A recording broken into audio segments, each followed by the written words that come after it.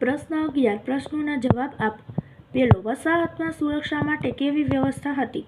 તો વસાહતમાં સુરક્ષા માટે ભાતના નિરીક્ષણ યંત્રો ગોઠવવામાં આવ્યા હતા, જે દરેક પળના ફોટા પાડી કેન્દ્રીય કચેરીને મોકલી આપતા અને શંકાસ્પદ પરિસ્થિતિમાં સૂચનાઓ પણ આપતા। બીજું, ટીવી પડદા ઉપર ટપકું જોઈ અને છોટુના પિતા કેવા વિચારોમાં પડી ગયા? તો ટીવીના પડદા ઉપર ટપકું જોઈ અને છોટુના પિતા વિચારમાં પડી ગયા કે કોઈ અવકાશયાન તો નહીં હોય? અવકાશયાન ક્યાંથી આવતું હશે? સૂર્યમંડળમાં બીજે ક્યાં જીવસૃષ્ટિ હશે? ત્રીજું, તમે જોયેલી વિજ્ઞાનને લગતી ફિલ્મોના નામ લખો। Matrix, Prometheus, I Robot, Tron, Marvel Avenger, Age of Ultron વગેરે મેં જોયેલી વિજ્ઞાનને લગતી ફિલ્મ છે। ત્યાર પછી ચોથો પ્રશ્ન, વિજ્ઞાનને લગતી શોધ કરવી હોય તો તેના માટે તમે શું કરશો?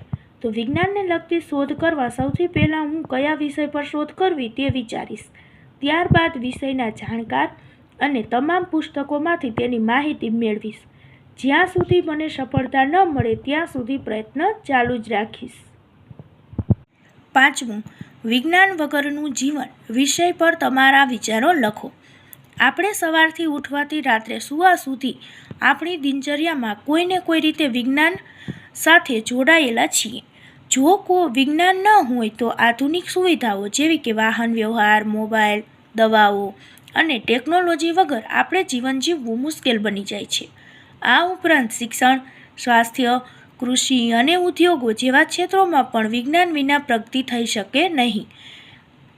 વિજ્ઞાન વગરના જીવનની આપણે કલ્પના પણ ન કરી શકીએ। આપણા રોજિંદા જીવનમાં વિજ્ઞાનનો ખૂબ જ ઊંડો પ્રભાવ છે।